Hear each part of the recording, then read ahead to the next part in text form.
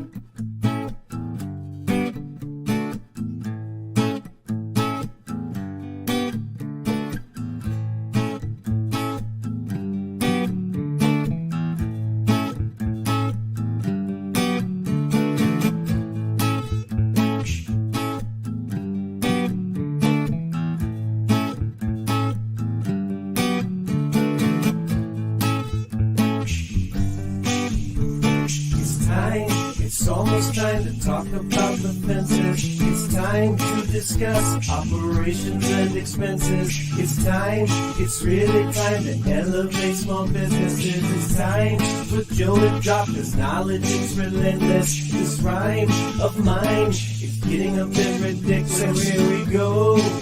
We're live with Joe. Enjoy the show. What is up, Fence fam? So good to be back with you guys again. It's been a minute. Welcome to the live Ask the Experts Q&A, coming to you live from the Expert Wood Care Products studio.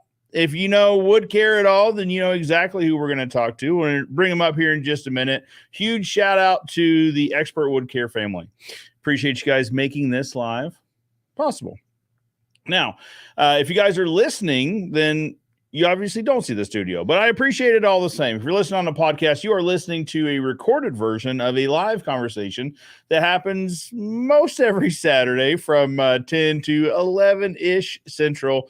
You can search Joe Everest on YouTube, Facebook, LinkedIn, wherever you watch videos. There will probably be a live stream also streaming there. But the benefit of tuning in live is you can drop your questions or comments into the comments on any of those channels, and through the magic of StreamYard, they all show up right here on the screen. So I can answer any and all of your fencing related questions. Also, the guest of the day can also ask their specifically related questions. Does that make sense? Specifically, yeah, you get what I mean. All right. Without further ado, guys, if you know, like I said, if you know wood care products, then you know the expert brand, the man himself, Caleb Roth. Caleb, how are you? Man, I'm great. I was kind of waiting for an intro song there. I know. Oh, we should do that. Yeah. The Rocky song, maybe. I'm great, man. Thank you for having me. No, of course. We change the background here. Well, I don't know. Oh, here we go. All right. You get a little out of practice on this. There we go. That looks a little bit more polished. There we are. Okay. There we are. Tell you what, between trainings and vacation and Finch shows, we haven't done this show in probably about a month, and it's you miss a few and you start getting out of practice. Yeah, it's real easy to get out of, but you got to get back on the wagon, man. That's right. I was so excited. I popped out of bed this morning. I was like, not only am I going live, I get to talk to my buddy Caleb. That's it. We just we just saw each other at the Fin Show and Security Expo there in Vegas. Absolutely. Yeah. What a show, huh? Nobody thought he could do it. Let's be real. Nobody thought he could do it, but he knocked it out of the park. So I'm very proud and blessed to be a part of it. That was great. You know, and I told him this first, but I was expecting to walk into a little bit of chaos. Well, maybe not even a little bit of chaos, maybe a lot of chaos. When you think about a show, that is a lot of moving parts. So I was expecting to walk into that, but it was a well-oiled machine. Well, I've been to the International Builders Show, been to lots of expos, been to Fence Tech 100 times, done our own shows, been to many expos, and this one was the best, smoothest one I've ever been to. The team that was putting it on, they spoke for themselves. They were there doing a lot of great things. So very impressed, but shouldn't be surprised. You shouldn't be surprised. And they already announced dates for next year. I had to download Instagram. I didn't realize Instagram's still a thing, I guess. But Brian announced it over on Dan Wheeler's show, the Fence Industry Podcast. If you guys don't follow that, you should. It's going to be in September this year, or next year, September the 11th? Question mark. I think it'd be a Tuesday, I believe. So September 11th. Let's see here. I've requested a hat because I'm having one of those hair days, so we're gonna go with the white hat. I don't know that I've seen the white hats. Those are slick. This is the expert wood care golfing hats. Okay. I was gonna say it's a little brave for a staining contractor to be wearing a white hat. Yeah. Well, I'm gonna sport it today, even though it's not my style. That is sharp. Yeah, the week is September 11th, so pretty exciting stuff. And Brian had said Friday he secured a demo day outside, so bring equipment in, that sort of thing. Maybe it's an expert stain and seal hat. There you go. What did you learn at the show? What was the coolest thing you saw? Oh man, what did I learn at the show? So I tell you, and here's the problem, Caleb, is when you talk about one vendor, the others are going to say, well, you saw me too. But the memorable, and I think everyone understands, you and I went and talked to them, the guys, or the security fence guys, PSG for security group. Yeah. They had the 5/8 6-gauge mini mesh, heavy duty mini mesh that had holes blown into it, 2 holes. They had taken a 3-pound explosive, a homemade explosive, and a 5-pound homemade explosive, laid it up against this fence and detonated it. Holy cow. I challenge all other vendors to beat the Green Berets and Marine Corps who are selling fence panels that they themselves blew up with homemade explosives. Yeah. I challenge that. That was probably the coolest thing I saw too. He casually goes, we've blown up everybody's stuff here. We know everybody's. We blow it all up. And I'm like, I'm just jealous that you get to blow stuff up for a living. I got an application. I turned it in and I'm hoping. Well, before that, he was telling us about the ballistics. They'd thrown ballistics up against it, 7.62 and 5.53, but then also 50 caliber. Like, so that tells me you get to shoot guns for a living as well. And 50 caliber, not just little guns, 50 caliber. So what a life, huh? But that's if we're talking about memorable, like things that stick in my mind, just seeing those holes about the size of your head just blown into the wire, that was memorable. Very cool stuff. Yeah. How about yourself? What'd you learn? What's memorable? That was probably the coolest thing I saw too. I mean, that was really neat. The okay, here was the most memorable thing to me. The first of all, they were genuine, but the FWA, I guess whoever was on the team putting on the show, they came around 3 times a day and said, "I don't care if you need a battery, a toothpick, a cheeseburger, McDonald's, a zip tie, some duct tape, whatever you need, we're here. We will get it for you." They came around multiple times and asked that, and then at the last day, they came around and actually asked for feedback so that they could improve, and it wasn't, you know, some people will come take a survey and you can tell they'd rather be anywhere else in the world, but they came and asked a lot of questions, and every bit of feedback we gave, they kind of regurgitated it to us and made sure that they understood and wrote it down, and that was really cool because it was extreme professionalism, and I liked that, and so I learned something from that. So I thought that was really cool. Yeah, I think that like you had mentioned it before, and Brian talked about it before, just about the team. That team absolutely got it done. I mean, whether it was badge check-in, whether it was the floor team, whether it was the team making the educational rooms work smoothly, I thought the whole thing went really well.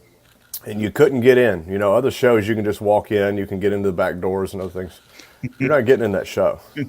Well, that was one of the things. Like we were trying to find side doors to get into, so we didn't have to walk all the way around. That place was locked down. Yep, security was important, so that was cool. Makes sense for a security expo. Right, for sure. Venue was nice. I think you know, the one thing you kept hearing is how approachable it was. Yeah. From a bunch of different standpoints, mostly monetary. From a lot of the guys talked to, said the rooms this year the rooms were $65 a night. I think Brian had said he secured rooms next year at $75 a night. But the kicker here is $75 a night for the whole thing. This year's it was $65 a night for Wednesday, Thursday, Friday, maybe, or something like that. So you ended up paying full rate on one of the nights, and anyway, so it was approachable from a financial perspective as well. Yeah. And talking with other vendors, and you probably experienced this, it was also approachable financially from the vendor's perspective as well, just in terms of, again, getting the team there, but also having the booth and all that. Yeah, it was approachable. The people were approachable. I noticed a lot of vendors saying, you know, people come and talk to us all the time. I guess maybe we're more approachable than some of the big security brands that might have scary looking booths or something. Yep. But a lot of the people there said that they felt like they could approach the vendors, you know, the exhibitors. So apparently at some other shows, people walk through, but they don't really want to go down the aisles. They don't really want to go and talk to the exhibitors. They feel unapproachable. Well, the example I had heard, and it makes sense from what I've seen at shows years past or whatever, is, you know, you'll have kind of these mega booths, 50 by 50 or 60 by 60, with a sales table in the middle, and the sales team kind of circulates around the sales table. And then as a fencing contractor, unless you know somebody in that booth, it's really uncomfortable. Yeah, if you're a little guy, you just started, you're like, who am I to go talk to them? So I heard that comment probably 100 times. I mean, just heard it everywhere. And I thought that wasn't my experience, but I'll go talk to anybody, you know. So I thought, well, that's actually probably good feedback, because that'll get more people. If more people feel like they can go and be included or be a part of it, then more people show up. Absolutely. Yeah. The thing that stuck out, who was telling me, Brad Jones from Canada was telling me this, that he's like, you know, you go to a lot of shows, you start seeing familiar faces. You might not know them all, but you start recognizing kind of who's at these shows year after year. Sure. He had said there at the Finch show, there's just a ton of new faces. He said, I recognized a lot of people, but there are more people that I didn't recognize than who I did recognize. Thought that was interesting. Well, that was the same for me. You know, I saw a lot of old faces, a lot of friends, but yeah, made new friends too. That's right. Let's say hello to a few folks real quick before we dive into the wood care. And actually, we've got a wood care question, so we will wrap up the questions with it for here in just a minute. Making All Things New is here bright and early at 9:30. Excited to hear the show. Thank you for joining in. Look at that profile picture. Justin's profile picture is just always top notch. Can you see that? Yeah, man. I know who made that picture. He's got like a 30 pack in that, I think. I don't know. Yeah. That's him. That's what he actually looks like. That's his face. That's sure. in the wintertime he don't look like that, but in the summertime he does. Gotcha. Steve Shires, we know this guy. Hello, Joe and Caleb. Oh, and then he had edited it. So hope you guys have a fantastic Labor Day weekend. Thank you. We will. Justin then said, yep, Justin from Plattsmouth. All right. We know this guy as well. What's up, Nathan? Hope you don't have to labor on Labor Day, checking in from Oklahoma. Good morning, sir. If you guys are into fencing content, which you probably are if you're watching this show, you probably already know Nathan's podcast, but you should check it out nonetheless if you don't, Protecting Your Radius podcast. So 2 different segments. So he has the standard Protecting Your Radius, but also Downtime with Donnie when he has Donnie come on. Donnie's one of these guys that's just like he's been in the field for about a couple hundred years or so. Like he just knows the ins and outs of everything. I like listening to him talk. I like the way Nathan changed his branding and everything. I thought it wasn't what everyone would do. It was a bold move, and so anytime somebody does something out of the ordinary, I got to salute it. So my hat's off to you, sir. It's done well. Well, and I'll give him a shout out. So I was talking to Nathan actually on my way in this morning, and he was heading out to a job to rake up some dirt. And because everyone's had this client. Man, that I don't want my dirt. or just wanted it raked evenly and wanted it to. And we're talking is like, and this isn't something you would send a crew back out for, right? Like we're not sending 3 or 4 guys out to rake dirt. I will just handle it on a Saturday. Anyway, shout out to Nathan for getting that done. We also know this guy, Aloha Fence. What is up, friends? What's up, friend? Jeremy is with us as well. Good morning, Joe, Caleb, and Fence fam. She's coming to us from Texas. Justin says, 2 of the industry's biggest names are amazing people. Who are those names? I look forward to meeting them. For sure. Here comes the stain question. Gage asks, Caleb says, how many gallons would you recommend for a 120 foot by 6 foot tall fence of Expert's Black stain ordering today, applying with a brush, is for horizontal decking wood fence. It's treated wood. Thanks a lot. And he says, watch every day now on both your channels. Thank you so much. So recap was 120 foot, 6 foot tall, horizontal, black in color, treated pine. I guess he's doing both sides, but it's a decking board, so it's a smooth board, so it's not going to hold as much material. And he's applying it by hand. I'm guessing he's going to get 200 square feet a gallon. So we're going to multiply 120 feet times 12 because we're doing both sides of the 6 foot fence. And did he say, is it board on board or just horizontal? Okay, so 1,440 square feet divided by 200 gives me 7.2 gallons. I would buy 2 buckets of stain. Yeah. Well, especially for touch-ups and black, darker colors, it seems like every now and then you'll have those boards that just want to absorb it a little bit more in some spots. Yep. Caleb, do you guys still have the calculator? I've got it on my phone, but is it still available? Yeah, for sure. So, guys, check out the let me see the name of it. Or, Caleb, you probably know it off the top of your head. How can people find Stain and Seal Experts app. There you go. Yeah, simple. There you go. So, this is let me just look it up. So I go reference this a lot when we're talking about selling stain, and but it literally has your yard. You can also shop right here from it. So search these Stain and Seal Experts or Stain Experts. What's it called? One more time. Stain and Seal Experts app. Gotcha. And of course, it's got the little stain man on it. So it'll help you figure out how many gallons you need for a project and all that. And you can shop right there from the app, which is nice.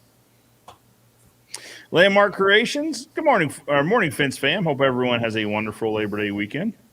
Good morning. Welcome. Thank you for joining the show. Christopher Bright. Oh, man, did I get that right? What do you think, Caleb? Breite, right? I think you got it right. Yeah, I think so. If not, Christopher, I apologize. Good morning. Good morning to you.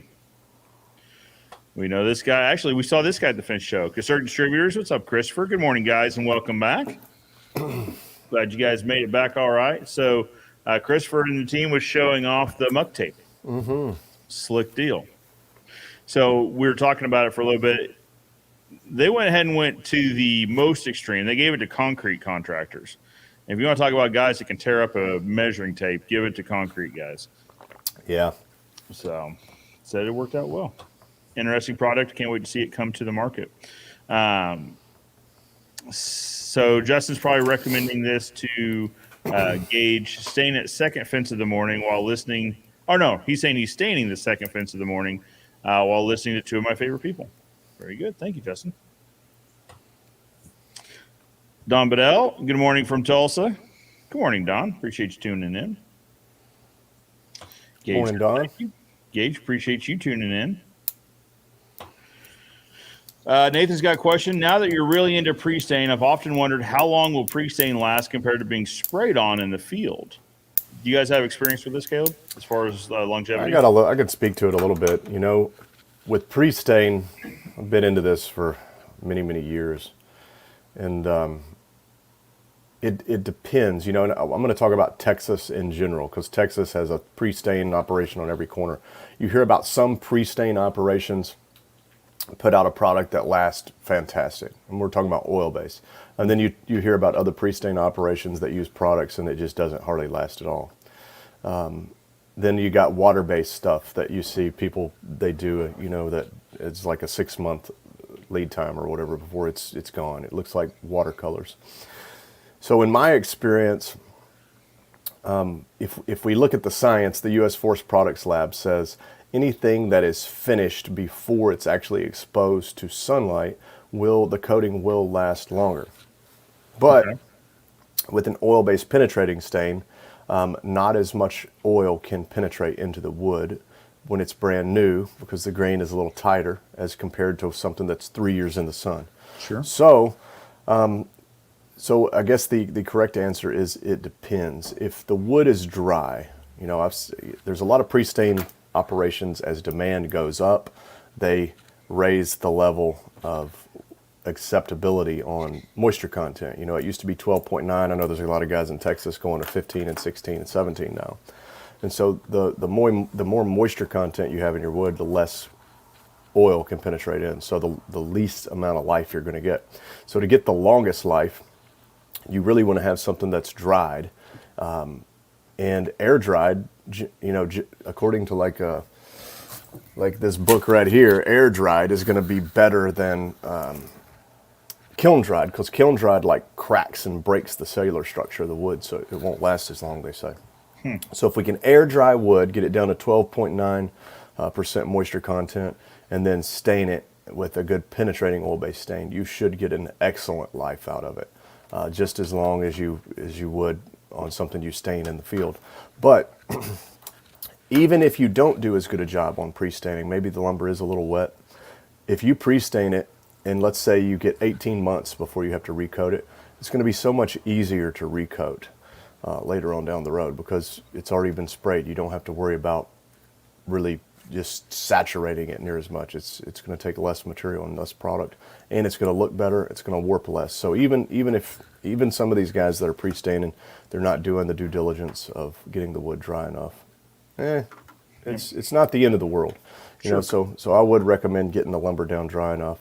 But to answer the exact question, in the field versus pre-stain, I think it comes down to apples. If you have a pre-stained fence that was proper moisture content, properly done, versus one sprayed in the field with proper amount of material used, and I think the question is going to come down to, was it back brushed or not? I think if they're gonna last about the same if you dip versus just regular spray. But if you've got one that maybe was dipped versus one that was sprayed and back brushed, the back brushed one will probably last longer. And then then if you have a fence that was just sprayed regularly, no back brushing, versus a factory finished machine that actually back brushes it, the back brushed one will probably last longer. So back brushing is not necessary for a lot of products to work, but man, what a difference it makes when you actually do it. And we've just let time tell the tale on this one, because you can look at stuff 100 different stain brands, one that was just put on versus one that was back brushed. The brushing makes the difference. It makes a big difference. Well, and so that probably answers or speaks to what I was getting ready to say is, so sometimes when you're just spraying it, it'll look great for the first year. And then you'll start getting splotches where maybe some had absorbed better in some places than others. Mm-hmm. Maybe it was a dewy morning, or maybe, who knows? We're talking about a couple years later, so who knows what the conditions were when it got sprayed. Whereas with dipping, it's a controlled environment to where every board's consistently going to look the same. Now, when we're really talking about the benefits of dipping versus spraying, I think the conversation to have, at least with clients, is that with pre-dipping, you're also getting everywhere those boards touch will be coated. Yeah. When they're pre-dipped. Whereas with the staining, there's no way to get in between the pickets and the rails, right? You just got to let wicking do all it can for you. Right. Yeah. And you've seen I think Al had some great videos about just a capillary action of wood, about they used the dyed liquid and absorbed it. Mm-hmm. And capillary action works. It will soak it into the wood, but not as much as you think if you're only relying on that. So dipping, Nathan, if you guys get to a point where you can dip or just pre-stain, actually, and so this is probably a segue into the staining machine, right? So if you don't have a place to dip, but you do have a place where you can put the machine up, set it up, I would still think you'd get a little bit better result with the staining machine over spraying. Yeah. The staining machine's got brushes in it, and brushes are important because we can remove excess material, cutting our drying time down, but really we're pushing in that material into the wood. When we spray a water-based fence back in the day, like if you're spraying a water-based solid, if you're used to spraying penetrating oil, you just spray it on and it just kind of wicks into the wood.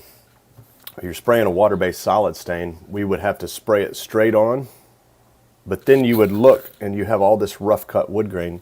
You'll look at it from an angle and you'll see raw spots that didn't take. So we would have to spray it at a 45-degree angle from the left, straight on, then a 45-degree angle to the right. And so basically we're putting 3 coats on. But a lot of times that's what you'd have to do to really get a good covering coat with a solid water-based stain on a rough cut fence. So, but if you were to brush it, you could do it almost with 1.5 coats. So brushes, all those little fingers, man. Absolutely. Well, and Justin agrees with the back brush. I'll skip ahead in the comments here. So 100% agree with back brush. So I think he's saying right now he's back brushing 400 lineal feet of fence. Yeah. That is a good amount of back brushing. And back brushing's so quick though. You got one guy can spray a panel in a minute, 2 minutes. A guy can come behind him and back brush it in 30 seconds. 10 seconds even. It's super fast. Well, and that back brush team member is also your quality control team member, right? They can see, hey, did we miss a spot under this rail? You've got another set of eyes looking at everything too. Well, and as we see maybe things tighten up in our economy, the guy who back brushes is probably going to get more work if he knows how to market that fact.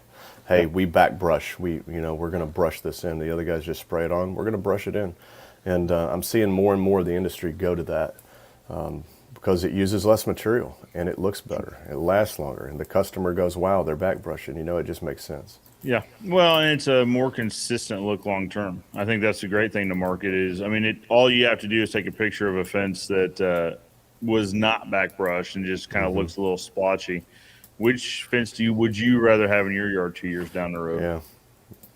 We know this guy, Kenny Dugan. What's up, Stain Man? Morning, guys. Good to see you. Good to see you as well. Robert Evers, good morning from North Carolina. Good morning, Robert. What part of North Carolina? Yeah. Got to know. We're both curious about this. Absolutely. You're from North Carolina as well, Joe? Is that right? Yep, from Raleigh. Yeah, we're just outside Raleigh in a town called Cary. And I'm from Morganton.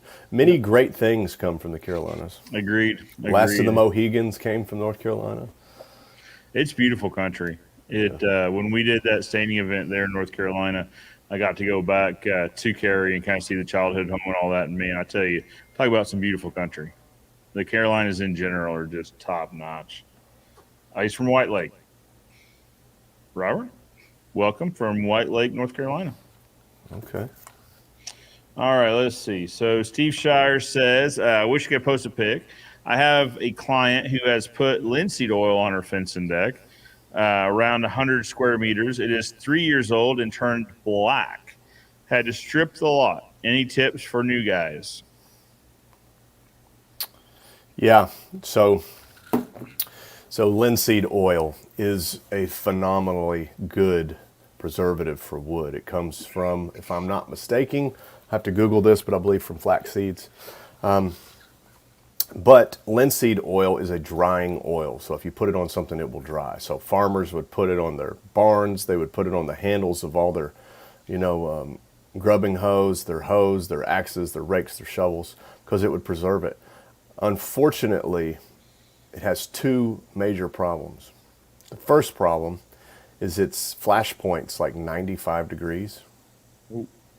So if you do a deck, and we hear this all the time, guys stain a deck with the product they bought off the shelf. They wipe it up, they clean their tools up, and they're done. Or maybe they just take a break. They go to lunch, they come back, and the deck's on fire. Or the rags in the back of the truck are on fire. Or the rags in the dumpster's on fire. Or their shop's on fire.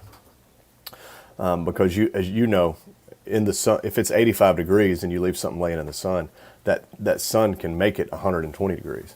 Yep. So we get that spontaneous combustion, and that's a big problem. There's actually quite a lot of loss that happens due to linseed oil products every year. But the second problem is that it's basically a petri dish for organic growth. So it'll turn black usually within just a few months. We had a guy who stained he coated the whole inside of his $1 million horse barn with it. And like 3 months later, the whole inside of his beautiful barn turned black. And, so it's bad news. Good news is, you can strip it. So I would use a wood stripper, probably a caustic stripper, take it off, and then follow it up with a wood brightener. And make sure once it's all dry, do a water penetration test, make sure that there's nothing left. Make sure you got it all off, and then put something that doesn't have linseed oil in it. There's a lot of other drying oils out there that won't turn black, and Steve's redoing it in pecan. There you go. So I tell you what, I just had a conversation. With Dan Hardy Fence. Have you know Dan, don't you? Oh yeah. Okay, just want to make sure. Good people need to know good people. So we had sold him some Eastern Red Cedar pickets. And he had picked up some pecan from you guys. And he was like, the pecan on Eastern Red Cedar is the ball. He sent me the pictures, man. And I looked at it and I thought he didn't say what it was. He just sent me the picture, and I said, I think that's hometown cedar right there, because that's what we've got around here too. And it is. I was looking at it and I said, man, that looks good. It is. You can't beat pecan on. You can't beat pecan on many things, but that Eastern Red Cedar, I think it's got, the boards have just enough red in them. The red in the pecan just makes it pop, and I bet. Really good. I'm going to tell you something. Eastern Red Cedar looks a lot like California redwood. Okay. And you want to talk about gorgeous? Put redwood on California redwood. It turns a deep burgundy, like a heart purple color. Almost. And I don't want to say the word purple because some people don't like that, but it's not purple. It's a very, very deep burgundy red. Okay. Man, it looks good. Let me tell you a story about the color purple. Oh, I know this story. So. we were using these Eastern Red Cedar pickets, and on the outside, they're orange or red depending on how long they've been in UV. But when you open the piled up or the bundle up, they're purple inside. So this was a big yard, and it was probably 2 or 3 bundles of wood. It was a ton of boards. This guy gets home. I get an irate call from this guy. He said, you built me a purple fence. I said, I did what? He said, my fence is purple. I'll send you pictures right now. It's purple.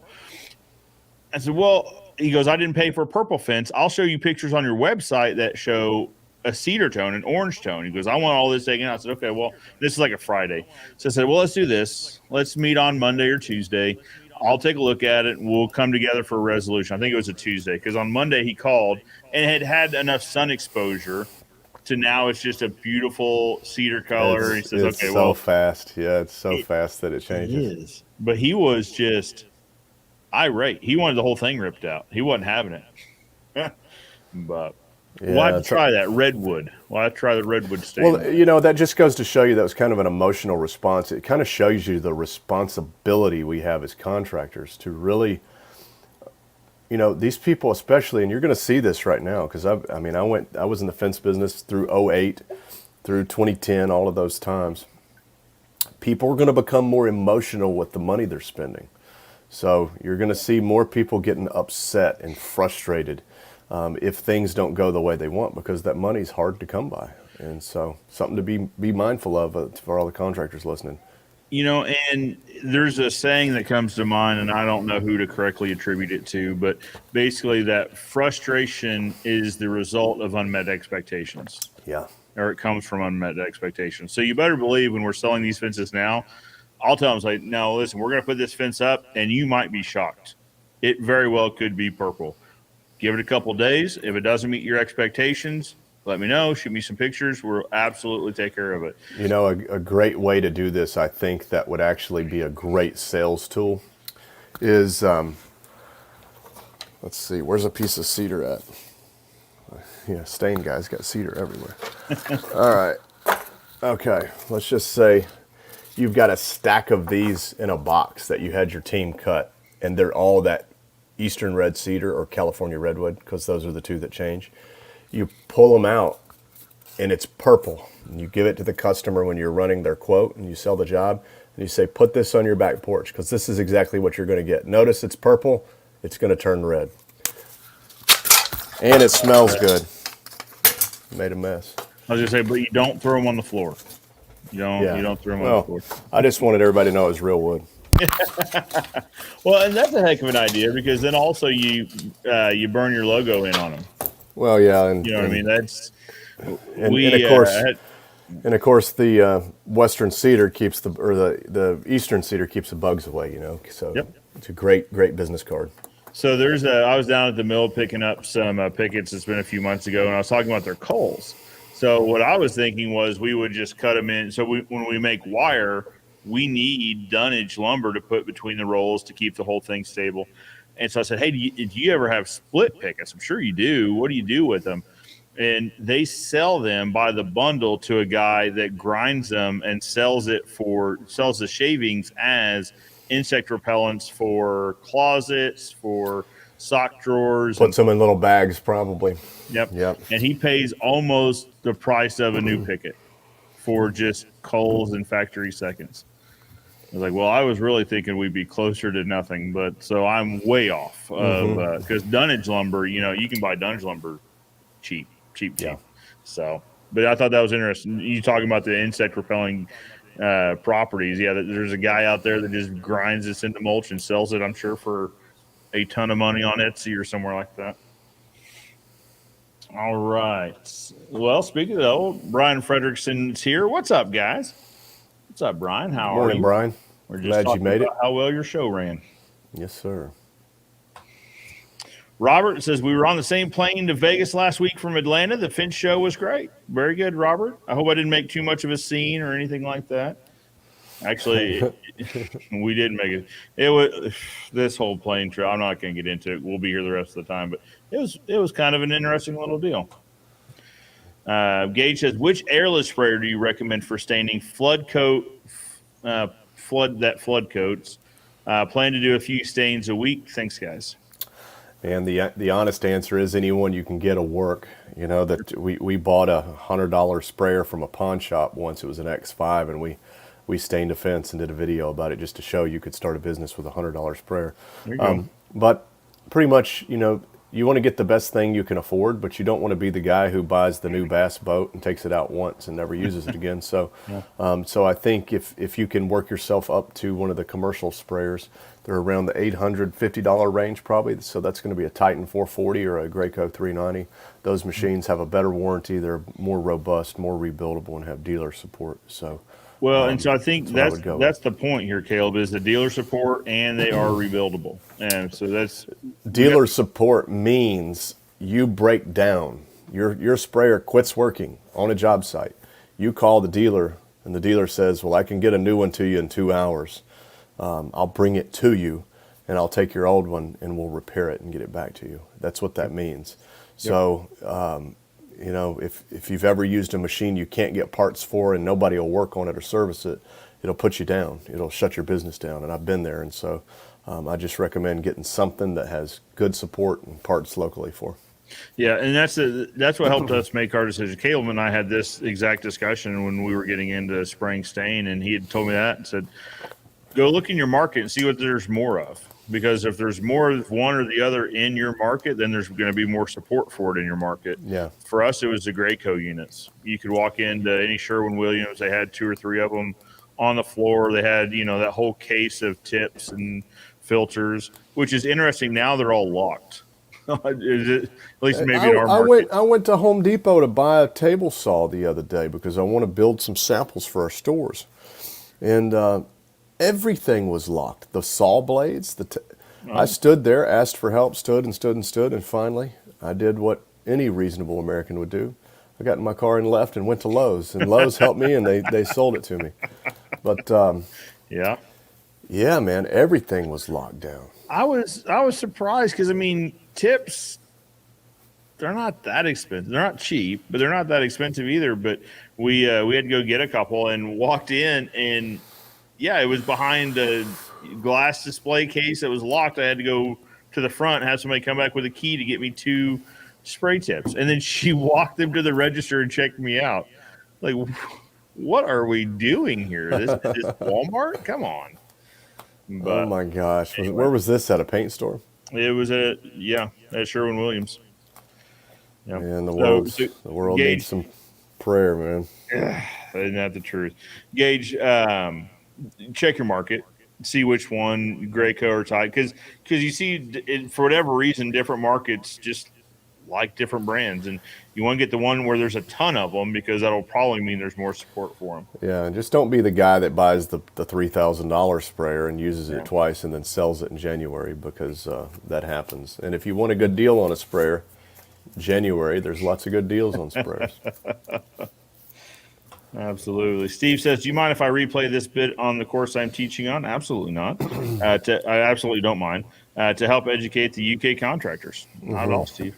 So here's the thing about YouTube is once it goes out on YouTube, it is public source. So you could use this without permission if you'd like to, for educational purposes that you're discussing. But you can absolutely use it with permission. Shane Catton, what's up, Shane? Ready to rock our prestain machine. What's up, fellas? I think you're going to love it. I think your guys are going to love it. And that's the most important part. Benji says, 2 of my favorite guys in the fence industry. Morning, fellas. Morning, Benji. Caleb, did I tell you the Benji story about the cigar? Man, Benji said he was going to give me a cigar. Ooh. And guess what? Uh-oh. I'm still waiting. I shouldn't have brought that up. Still waiting. I'm sorry. No, Benji hands me a cigar, says, hey, I brought you a cigar. I said, oh, great. And I didn't look at it. Swear, hand on a Bible, didn't look at it. And we're just talking, and I had asked him, hey, if you could pick any cigar in the world, magically appears, what would show up in your hand? And we talked about it. And he goes, okay, well, what about you? And I said, well, let me tell you. Arturo Fuente makes this Lost City cigar. And I went into the whole story about why it's called Lost City. It's a great story. And he goes, and he's just looking at me. And the guys are like kind of looking at me and Benji, trying to figure out if this is a joke or something. It's a Lost City cigar is what he handed me. I was like, oh, okay, I see. This seems like a setup, but it was actually legitimately honest. Like the perfect gift. Benji, I bet his chest was poking out when he did that. Well, I think at first he wasn't sure if I was playing a trick on him either. He thought I looked at it before or something like that, because he had handed it to me once before up on the show floor, and I said, "Would you mind holding on to this? Because I don't have a humidor with me, and I don't want to just put it in my pocket." I had ample time to look at it, I guess, and but I didn't. Hand on a Bible. It was just anyway. Cool story. Benji says, "Is there a Stain and Steel University event calendar online somewhere?" Probably. I'm sure there is. I know we were working on it yesterday. The dates for Staining University in 2024. I just want to be sure I get this right. It is February 8th and 9th. It's Thursday and Friday. It's 2 weeks after Fence Tech. We're going to do it in Alexandria, Tennessee, right outside of Nashville. It's going to be great. Hopefully I can get Steve Shires to show up. There you go. twist his arm a little bit. But yeah, it's going to be fun. It's wood care. That's what we're going to do. I am adding it to my calendar now. I'd like to show some photos of this deck I got from Steven. He sent them to me. Oh, they're too difficult to zoom in on. But yeah, that deck sure did turn black. Just all black. Yeah. That's wild. Yeah, linseed oil, not the best choice for wood preservatives. Or, I mean, it's a good component. You see some stuff that has it in there, but you also have to have some sort of. You got to put a poison in it. You got to put a poison. They call it a poison, but it's an antimicrobial. Okay, there you go. Benji says you were tied up. I mean, you guys were busy. I was. We kept trying to come by and do videos. We got to eventually, but like every time I'd come by, the booth was busy. Yeah, and I did a couple speaking engagements, which I really enjoyed, and that was fun. Very good, very good. Steve says they have a Land Rover lined up for you. Well, people that know me know I want to travel the world in a Land Rover Defender, so not a new one, an old one. So yeah, old school, one of the good ones. One of the not. I guess not that the new ones aren't good, but back when things were built. If you ask the internet on the people who really need a dependable vehicle to travel the world, the new one is not good. So they say. Is that right? Yeah, too many electronics. I'll have to take their word for it. I haven't taken one for a spin, but it's like anything. New's never as good as the older ones. I was talking to a body guy, so like a body shop guy, and he was saying the same thing about Jeeps. He said we were just on the subject because they had a really nice Jeep there, and he's like, don't do it. So my daughter at the time was talking about wanting one. She's gonna be 16 in a little bit. He's like, don't do it. The new ones he said, if you do it, get an old one where they're all metal. He said, those are great. We can fix them. The new ones leak air. You'll hear a whistle. He said, if you're riding in a new Jeep, 9 times out of 10, you'll hear a whistle somewhere and we won't be able to find it. You might as well just get used to hearing it because you can't figure out where it comes from. It's interesting. Well, in America, we don't really have this problem, but like in Australia or like there's a place called the Canningstock route in Australia, or there's lots of places in Africa like this. If you're driving in these places and something breaks down, you have to be able to fix it. Mm-hmm. If you can't fix it, it's going to stay there and you're going to walk out, and you may die. So that's just the way it goes. You got to have something that has no electronics on it, really. It has to be pretty much all analog. We need an old tractor. Yeah, which means you're going to need something that's at least 20 years old. Well, I mean, probably longer than that now. That was in our minds. What's 20 years old is now that's 40 years old. Joe. Say. Yeah. 20 years old is 2003. I think. That's too new. Yeah. Oh, I couldn't believe it. When last summer did our 20-year high school reunion. I was like, man, these people look old. Like, what happened to those people I knew in high school? It sneaks up on you. Yeah, it sure does. We're going back out we're next week, so there will be no show next week because we will be celebrating my 40th birthday. I don't know how that happens either. It's just people get old. Let's see. Justin says Honda Ridgeline will never fail you. It will never fail me. Okay. All right. There you go. I'm a Ford truck guy, though. Well, one of these days, we need to talk about this truck thing because, I mean, Ford's okay, but I mean, you've seen the Rams I drive. Like Ram is really where it's at. You know how I tell people why I like Ford trucks. Is that? Remember, I tell them this. I say, imagine the company here where you work at, our company. Let's just imagine that it started failing on a big scale.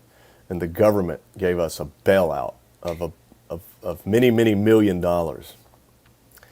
And I took that money and I distributed it between me and 3 other people. And then I laid off 80% of the staff and then moved all operations overseas. How would you feel about me? And they said, oh, that'd be awful. I said, well, see, that's why I like Ford trucks, because they're the only ones that didn't take the bailout and go bankrupt and ship all their stuff overseas. So I'm principled, Joe. Very That's fair. principled. That's fair. Yeah. That's fair. Yeah, well, that's the thing. Yeah, Chrysler, who owns Ram, they're owned by Fiat now. It's Yeah. like, I don't know how I feel about that. Yeah. But it's also a thing. Like all of our trucks here are Ram, so there's like a consistent theme going. So it's like if we got something else, I think that would. Just think if you got Ford, how much cheaper your repair and maintenance line item in the budget would be, though. I don't know. They need a lot of maintenance. Like when they get older, like everything just starts going bad. So I don't know if we Yeah. could afford that. I just don't know. No, so I don't know what number I am in line, but so 2 years ago I put a deposit down on one of these Cybertrucks. Now it was a $99 deposit. So I don't know if you can call it a deposit or not. You know, I saw. Apparently, that was a joke. What? The Cybertruck design was a joke. Apparently. Uh, Because I saw a Tesla truck, like I saw a real Tesla, and it looks like a regular truck. Have you not seen it? well, so I saw the ones that they were testing out in the Mojave. They had a Super Duty wrap on it. But it definitely looked like the Cybertruck. No, I saw a Tesla truck. It was white. It was 4-door. It looked kind of like a Toyota Tundra, but it had a big Tesla front end on it, and it was different. But it looked like a truck, and I thought how well played it was that Elon made it look like, because the Cybertruck was a thing from like 1980. It was like a spoof off of that. So I don't know. No, I don't know that he's still doing it well though, because that's like I said, I saw the test truck in the Mojave, and then I saw like someone showed a semi pulling like 4 of them on a flatbed. So it's like, Well, the plot thickens, man. We'll see.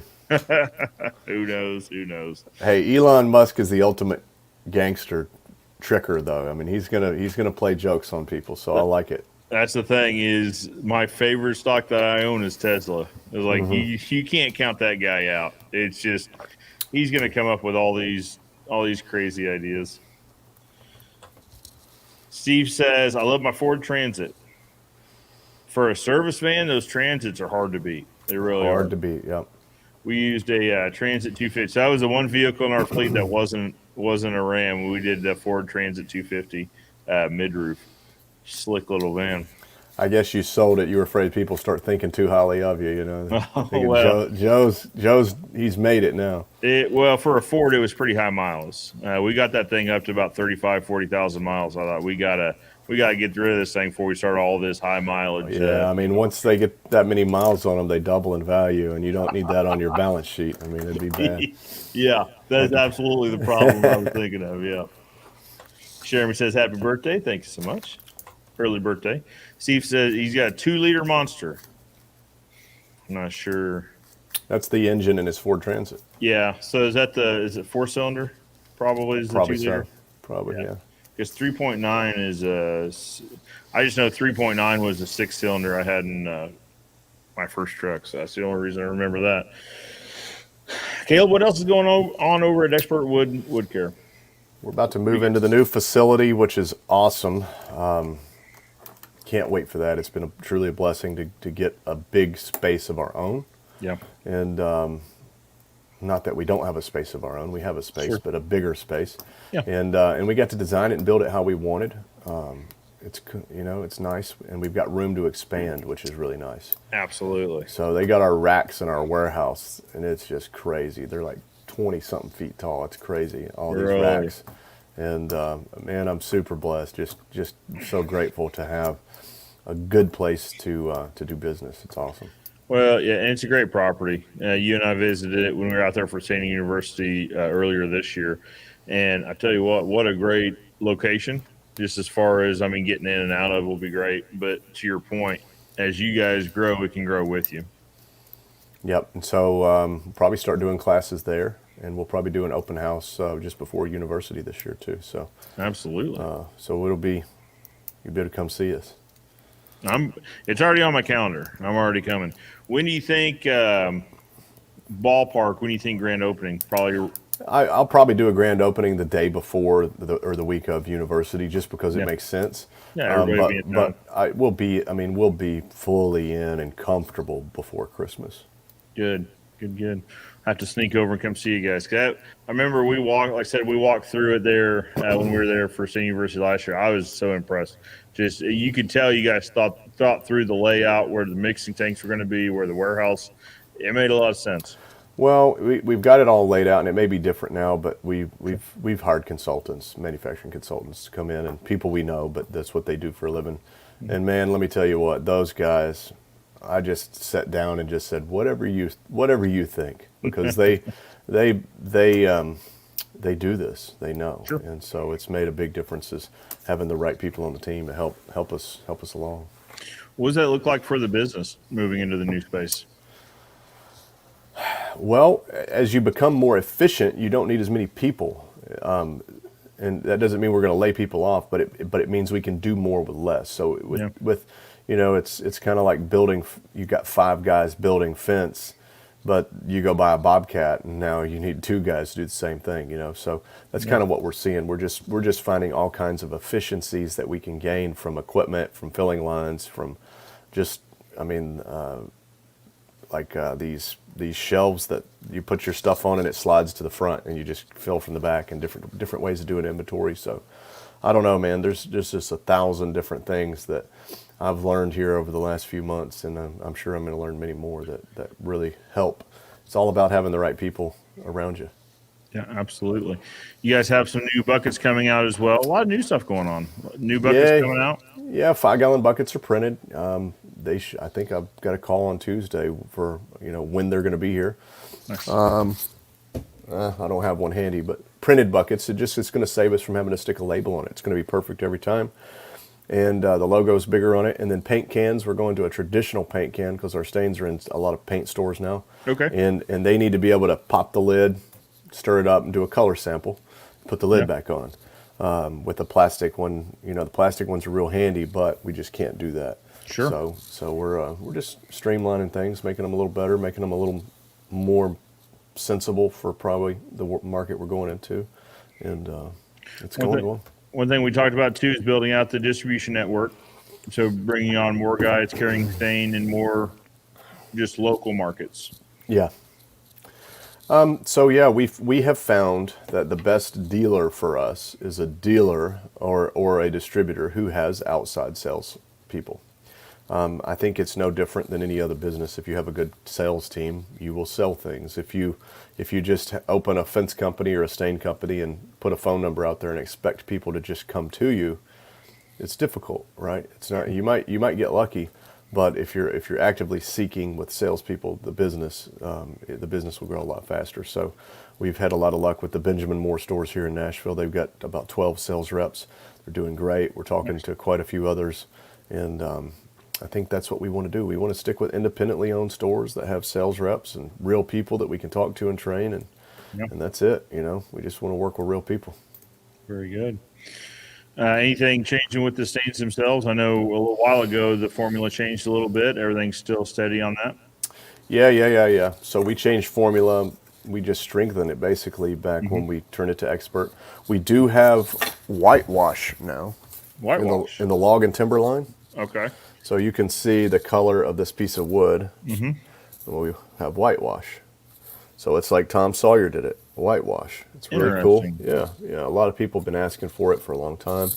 It's cool. It's a cool look. If it's the look you're looking for, it's really cool. They just did a big brewery with it up in Virginia, outside of Washington D.C. with it. Did whitewash board and batten with with black trim around all the windows and just clear on the big 8x8 support post out front. Man, black roof looks killer. I bet that's right. Hunter Bowie up in Virginia did it. I'd like to find some pictures of it and I show it to you. Absolutely. But yeah, it was a cool job. It was a super cool job. But people have been asking for white for a long time, and I knew we weren't going to sell a lot of white, so it didn't quite make sense, to do it. Sure. But I said, you know what? I want white. You're not going to be able to tell here, but you can kind of see. Yeah. Let's see if I can get the angle right. But you can see it's a whitewash, and you can see the wood grain through it. So it's a Well, that's cool the look. big thing too. Is it's not a paint, so you can still see the grain and the texture in it. The Yeah, I mean character you of the can see board. it's on the ceiling, and it's Oh cool. wow! It's a neat look. But yeah, they did all that by hand. It's a really top notch operation they've got By there. hand. That is a lot of by hand staining. Yeah. Well, home. That's what the owners wanted. Sure. They really wanted to be able to. And there you can see one section with and one section Okay. without. So it does make a difference. The whitewash is cool. Man, So huge difference. super proud of that whitewash, man. Very good. And you said that's in the log and timber line. Yep. Yep. Okay. Very good. So if you guys have been looking for whitewash on log and timber line, check out Caleb's team. Reach out to Caleb's team. Let's see. So Kasurek said that love the staining machine, saw it at the Finch show, and your guys demonstrated it to me. It's a game changer. It is. Do you want to talk about the revisions to it? You guys are working through some revisions to it. Yeah. So we can't say it without saying it. We've got so you'll notice we got a Labor Day sale this weekend. We're selling some overstock stains, basically not as our less popular colors. Yeah. Great deals on those, and we're selling the prestain machine at a great discount this weekend to make room for the version 2. Version 2 just has a bigger drain. It has a little spacer to keep sawdust from clogging it in certain areas. So Sure. that's the machine. The machine's great. If you're trying to do 10,000 fence boards a day, it's not the machine for you. Sure. That's a $100,000 machine. But if you want to stain a couple jobs a week with one, and you want to keep busy when it's raining, something like that, it's perfect little machine. And Well, and if you're interested in staining on site, I think that's the number one thing it's made for. Yeah. Staining on site. Yeah. Because we're not handling the lumber twice. sure. We're not handling it at the shop, undoing it, staining it, then bundling it, then shipping it to the yard. You just unload it at the job site, run it through, hang the pickets. Simple. Yeah, it was in a Finch Facebook group. We were talking about a post. It was right before the Finch show, and a guy just had a pop-up canopy. They had the machine running right there on the property, just spitting out pre-stained fence boards, and you can't get much better than that. Yep. Yeah, that's pretty cool. I got a video of it. I've got some good videos of it too, so we ought to look at those sometime. Absolutely. Steve's got a question. Any thoughts on a wet wood sealer? You'll never get as good of a seal on a wet wood as you will as a dry wood because the wood grain is swollen and can't absorb as much. But yeah, we got one, and we've actually got a whole bundle of stuff outside to practice on next week. So yeah, it's coming. It's coming. It's just different than oil. Oils seal a certain way, where what we're doing is going to be more of a petrification of the wood. So just different, just a different kind of a thing. Interesting. So petrification makes you think of some other stuff out there in the market. Interesting. Well, here's the deal. I started making oil-based stains because of all the callbacks and all the warping and twisting and cracking we had in our fences that we build. And so oil will do that. It goes into the wood and it conditions the wood and it keeps it together. Well, you put a water-based stain on a fence and it's 100 degrees outside, it'll make the fence warp worse. And so I had a real big problem in my heart with putting out a product that was actually going to make the problem I was trying to cure worse. Sure. So we found a way to stabilize the wood and basically petrify the wood with a water base. They can go on dry wood or wet wood, and it will basically create the same type of result that you get with the oil, but without the oil. And so we're going to basically petrify the wood, so make it harder, make it denser, and that's the way I think we're going to move forward with it, because that I can ethically say will keep the warping and twisting and cracking to a minimum, and it will actually work really well. So that's the way we're going to do the water base. So it's going to be different. It's not going to be a Sherwin-Williams type, just a paint or a latex coating, but it's going to be something that'll go on easy. It'll look like oil when it's done, and it'll hold the wood together just like oil. Very good. Very good. Yeah. So stay tuned for that. Yeah. Steve says he likes looks great. The whitewash looks great. Here's a question we probably see a lot. How long should I wait to stain a pine fence after building it? I would say stain it as fast as possible. If you can get a moisture meter, you can check the moisture content. If you can get it down to 13%, that's ideal. You may only be able to get it to 15 if you're in a coastal region or swampy area. But get it down as low as you can and stain it quick as you can, because it's going to warp and twist. So we want to get something on it as quick as possible. Well, and UV damage. I mean, that's what Sure. we talked about a little bit earlier too. The longer you leave it out there, the more damage occurs. Yeah, we can kind of cover up some UV damage, but man, once Sure. it warps, it's warped. You know, so I would say get the oil type of stain on it quick as you can. Very good. 13 to 15%. 13 is ideal. But like you said, there's in these groups you see guys talking about 15%, 16%. So Some guys, they just the literally like South Georgia guys down. You know, there's some parts of the country it's very difficult to get under 15%. makes sense. Caleb, where do you source moisture meters? Where could we point this guy towards to find a moisture meter? Well, I'm always going to recommend your locally owned, privately owned hardware store. And if that won't work, then you can go anywhere and get one. Amazon, Lowe's, Home Depot, Ace Hardware, any of those places. But I always recommend supporting local first if you can. Yeah. So start with your local guys first. But if not, they are out there. The one I use is just, and the ones I think that a lot of guys use are the 2-pronged. Stick it into the lumber, it'll give you a readout. Yeah, it's basically resistance. More water in the wood, or less water in the wood, you know, will is more or less resistance that we can send a charge through the wood. So basically it's an ohm meter. So you put a probe in this side and a probe in this side, and whatever the resistance is between the two, it correlates a percentage of moisture content. So that's what we're checking. Love it. So any sort of moisture meter that will actually probe into the lumber. So there's some out there, some cheaper ones that don't use probe. It's just like there's some expensive ones that don't use probes, but I think I'd just stick with the old fashioned. Well, and especially when you're talking about like a 4x4 or a 2x4, the surface doesn't matter nearly as much as the core. The closer you can get to the core, the better. Yeah, for sure. Steve had a follow-up with his water question. I'm an oil guy, but the weather is a killer over here. They don't get many dry days, I don't think. Very good. Guys, any last questions or comments? Drop those in the comments below. Caleb, what else have you got? What else can we chat about for a minute? I don't know. I can go down some rabbit holes if you want. I mean, we once we both have a little bit more time, like this whole conspiracy channel, like I think there's a thing there. I've got another guy that he's just like us in the where, you know, it's one of those things where you question it. And he's like, is it real? Maybe not, but maybe. Yeah. He's been sending me some stuff on the Hawaii thing. You know, over there. What I was getting at actually was the buy local thing. You know, I've started running, and so I'm running by this grocery store in our town this morning. And over the last couple of months, this grocery store has been here for 50 years, maybe 70 years. And they've put their money back into their facility. It's a nice grocery store. And of course, we've got the Walmarts and the Krogers 20, 30 miles away in all directions. Yep. This grocery store, good people, they fly a Christian flag, they play Christian music in the store when you go in there. Good people. Everybody wants their kid to work there because they know it's a good influence.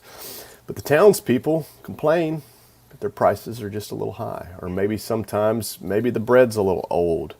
And it bothered me today because in talking about buying local is because when COVID hit and every grocery store in Tennessee had no groceries, no toilet paper, nothing, they had groceries. And everybody went there and got them. And everybody just was so proud of their little small town grocery store. Everybody was buying all this stuff from them. And so they upped their ordering. They had to keep up with demand. Mm-hmm. And then now that all of that is over with, every once in a while you find a gallon of milk that's maybe a little old. If it is, they'll take it back. They'll refund you. Maybe the bread's a little old in a place. They'll refund it, you know. But people complain, man. It just drives me nuts that people drive 30 miles to spend 10 cents less on something when they got a grocery store right here that is good people, and that gives real jobs to real people around here. And and they support the community. yeah, Right. And we're talking about family owned companies, locally owned companies that probably also support sports teams. They probably also support the band boosters that come by. They probably also support because like they understand that that's important. A strong absolutely. community is good for everybody. Whereas you don't see, I saw this meme. And actually, I've seen it shared a lot, so I'm sure everyone's seen it. Basically, just saying, "Hey, when you're at the football game, check out the signs that are on the fence because those are the people that are supporting your community, right? Well, Those are the people." you can't help but think, that this could happen to us. There could be. I mean, you think about it. There's a lot of big fence companies out there. What if somebody came through and bought all the big ones, and you know the names? They bought all of them. And then they bought 80% of the little ones. And now we have, worldwide Acme Fence company. Yeah. And they dominate Google. They dominate everything. And, it's so service, right? But, that could happen to us too, put us all out of business. And so I think it's just important, man, that we remember our roots and try to take care of these people. Because if, they're talking about lockdowns happening again, if that happens again, guess where everybody's going to go? They're going to go down here to our little grocery store, and they're going to be so glad that they have groceries. Yeah. And so those things bother me. So if you can get your moisture meter at the local place, get it at the local place. That's the place. Talking about acquisition of service companies. So I've talked to two people.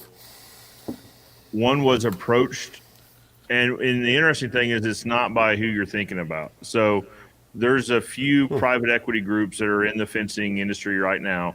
And so that's who I thought might be having these conversations. It makes sense if you start at the top and you work your way down. But there's other private equity that's now interested in buying the service side of fencing. Two different people. They probably know each other, but they were talking about two different groups. One was South and one was East Coast based. So I mean, I don't think that's as far-fetched as you think it might be. Yeah. It's those conversations are happening now. So they're looking for companies that do 5 to 10 million in total revenue, that have systems in place, and it's more or less a turnkey operation. Well, but they're making offers on that right now. Well, those are the companies that they can walk into, and when they acquire those companies, I mean, here's what they do: the operations people, the CFOs, the CEOs, they can them, they get rid of them, and they bring in the guy who's done it 3 times on a $200 million company, and they install them. And once, all the processes are in place, they get the right people, they can take the $10 million company and turn it to $40 million in 2 years, and then $100 million. And so that's the investment, and those big portfolio companies can afford to pay the CEO a crazy amount of money for him to come in and do it. And so So that's what it is. That's the name of the game. So who knows? I think all the stain companies, the smaller stain manufacturers, all of us need to stick together. I think all the fence companies need to stick together. I think it doesn't matter, egos aside. If one of your neighbors is in trouble, you need to go help them. And I think it's important for us to have that community. So proud to be hanging out with you, because that's kind of the community we're looking for. People that. If we send smoke signals, will come help, right? That's right. Listen, you're only 6 hours away. I know the way. So, Steve says as a wrap-up comment, fantastic show as always, guys. It would be an honor to come visit. Wood care is my passion, and you guys now supply the best oils in the market. Well, I'm honored to hear that. Thank you. Well, guys, appreciate you tuning in for this week's show. Now, like I said, next week there won't be a show. I'll be out of town for birthday shenanigans, but then we'll be back in. We've actually got a slate of guests lined up. I wanted Caleb to be the first. I got Caleb locked in first, and then started talking to everybody else. But I think we're booked into November, so we've got a lot of guests booked. Now, Caleb and I have talked about, so since Expert Wood Care Products supports the channel, obviously he sponsors the live, he'll be here on a monthly basis. I think it's good to have this consistent conversation come in on a monthly basis. Joe, you want me to host the show next week while you're gone? I'll volunteer to do it right now. Not a bad idea. But yeah, so that's an interesting conversation we should have. Maybe I'll do it. I'll do it right now. I'll commit to it if you want me to do it. Okay. Well, let's We'll iron out the details. Hey, I know how to run StreamYard because that's what I Yeah. do. And if your guy can run it from there, I can help. I bet we could probably put this together. Mark and I will talk about it after the show. And then, so the week after next, I'll be back.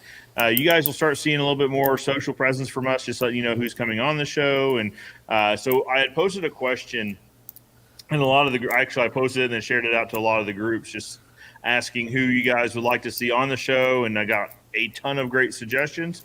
So next week, we'll start reaching out to those folks to have those folks on. This week we started with kind of some repeat guests that haven't been on in a while that I think would be good to have on, and then we'll start introducing new guests as well. So, but as always, we'll have Caleb on once a month. So if your guys' questions didn't get answered today, you can always drop them in the comments below, even if you're watching this as a replay.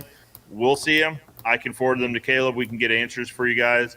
Or if you just stay tuned, if the question can wait, then we'll have Caleb on once a month to answer your wood care questions. Beautiful. I love it. All right. Caleb, anything else from you? Thanks to everybody who came to see us at the Fence Show, and thanks to everybody who's going to come see us at University. And maybe next month, we need to talk about the event down that you're going to do if you're going to do one this year. We'll discuss that. We'll see. But if nothing else, we'll start building up for University there in February. Sounds great. Can't wait to see you guys. All right. Thanks. Guys, for now, Joe Evers, fence expert, reminding you that good fences make good neighbors. We'll see you next time.